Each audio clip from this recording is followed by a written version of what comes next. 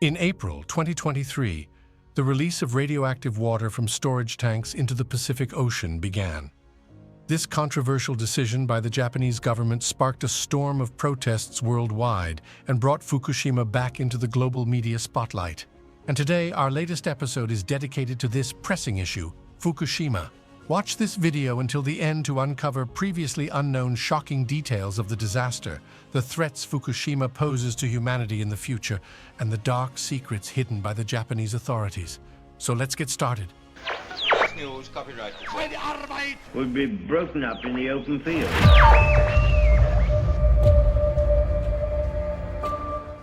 It has been over 10 years since the fateful day when Japan was rocked by three powerful disasters in succession. A massive earthquake and the tsunami it triggered led to the meltdown at the Fukushima Daiichi nuclear power plant. Radiation permanently contaminated the soil and water in nearby towns, forcing 160,000 people to evacuate their homes. On the eve of the 10th anniversary of the disaster, strong underground tremors were once again recorded in Fukushima.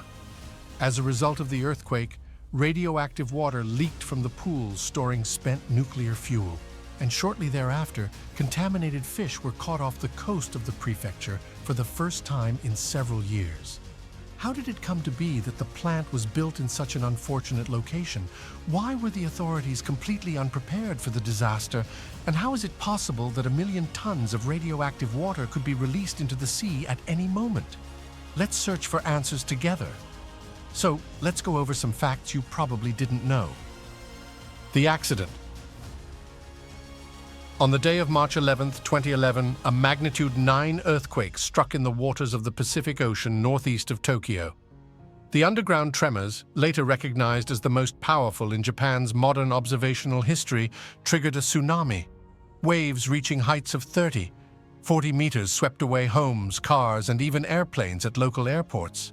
The earthquake disabled the Fukushima Daiichi nuclear power plant, and the tsunami flooded the basement rooms where diesel generators were located. Emergency cooling systems at the plant failed, causing the nuclear fuel in 3 reactor cores to melt down. Additionally, hydrogen buildup in reactors 1, 3, and 4 led to a series of explosions and the release of radioactive elements into the atmosphere. The incident was classified at the highest level 7 on the scale of nuclear accidents.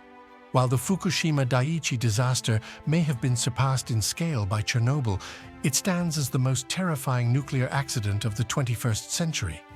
This chain of tragic events, akin to the September 11th attacks in the United States, is commonly referred to as 3/11. The price of mistake. Earthquakes and tsunamis are not uncommon occurrences in Japan. Moreover, natural disasters comparable in scale to the events of 2011 have occurred on the archipelago repeatedly over the past millennia. And now, scientists agree that the catastrophe at the nuclear power plant could have been prevented. The Fukushima Daiichi plant was constructed by the Tokyo Electric Power Company, TEPCO, marking its first foray into nuclear power. Right from the outset, a fatal mistake was made. The facility should never have been built so close to the ocean. Furthermore, during the design phase, the maximum load the plant should withstand was based on an earthquake of around magnitude 7 and a tsunami just 3.1 meters above sea level. However, when the 2011 tsunami hit the hill where the main structures of the plant were located, the waves reached heights of 15 meters, and in some places even 17 meters.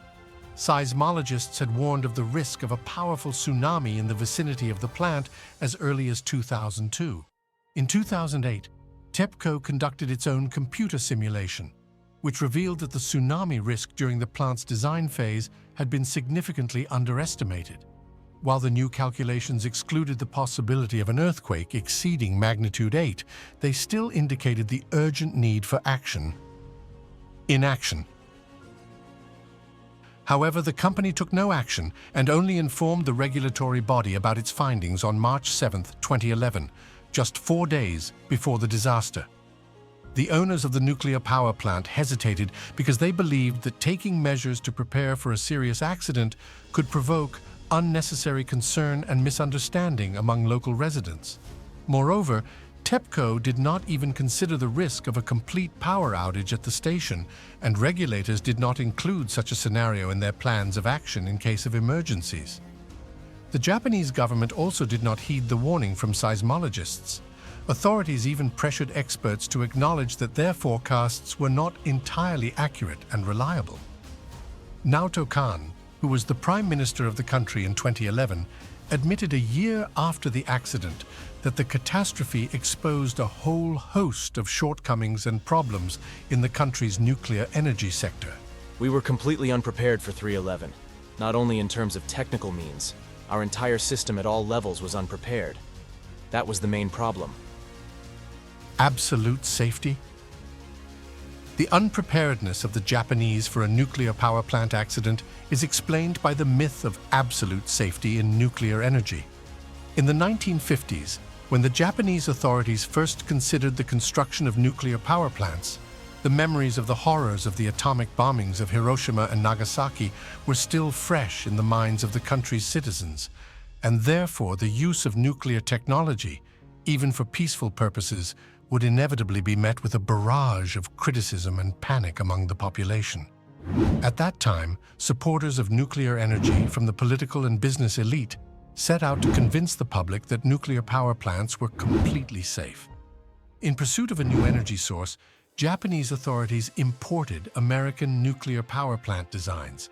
However, they did so without taking into account their own natural and seismic conditions.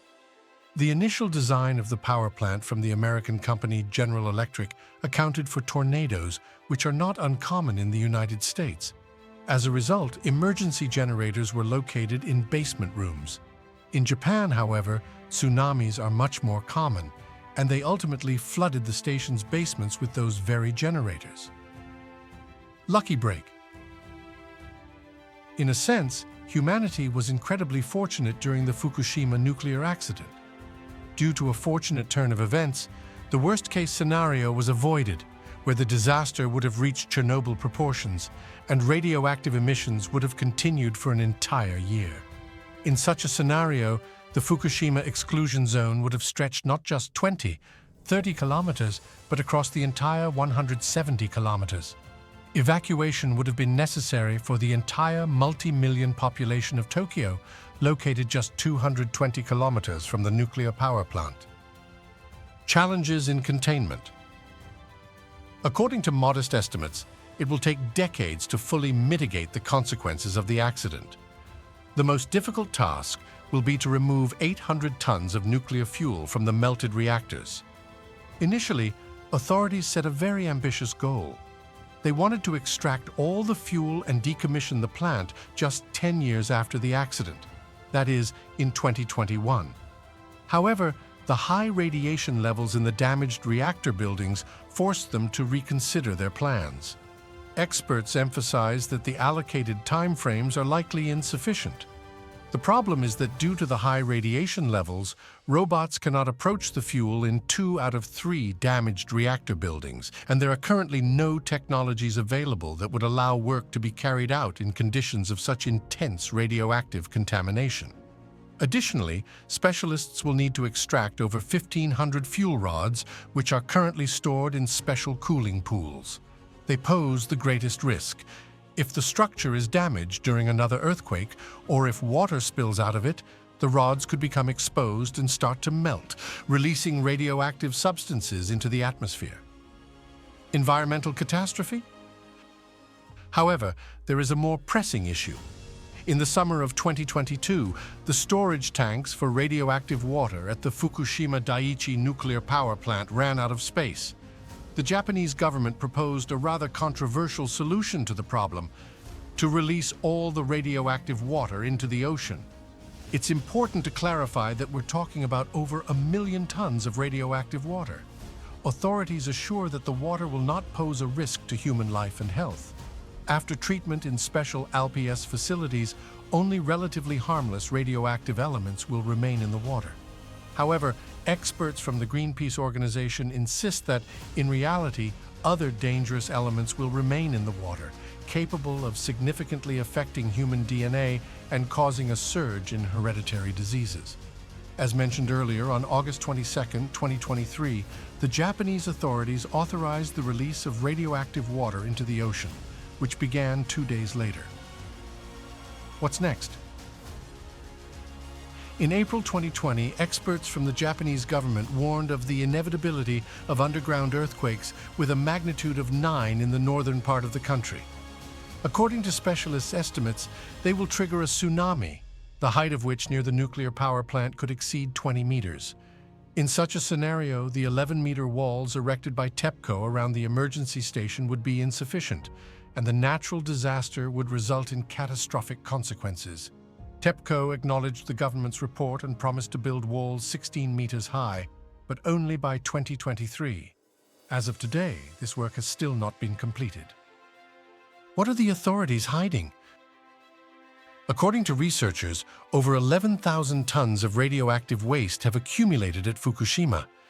This means that since the station's inception, in order to save 50 billion euros, the waste has not been processed at all, although such processing is an absolute rule according to international norms. Furthermore, it can be assumed that some of this waste is being used to develop material for nuclear weapons. An article appeared in American media by Yoichi Shimatsu, a former editor of Japan Times Weekly, who writes that the tangled and often contradictory messages from Japan regarding Fukushima cannot solely be the result of incompetence or misunderstanding. Citing a number of factors, such as the absence of the fourth unit of Fukushima in the documentation as a power generator, as well as the undiscovered source of underground leakage of radioactive water and the activity of emergency processes at the fourth reactor. Shimatsu leads the reader to the conclusion that there could have been a secret laboratory at the station engaged in nuclear weapons. The Fukushima disaster serves as a stark reminder of the delicate balance between human ambition and the awesome power of nature. As we navigate through the aftermath of this catastrophe, it becomes evident that our actions, whether driven by profit, progress, or geopolitical interests, can have profound and far-reaching consequences. As we contemplate the future of technology and the preservation of our planet, let us not forget the stories of Fukushima. Let them serve as a beacon of caution, guiding us towards a more sustainable and resilient future for generations to come. That's all the facts for today. We'll get back to you in a couple days with a new dizzying investigation. Don't forget to subscribe to the channel to always be aware of the most mysterious and amazing events of civilization.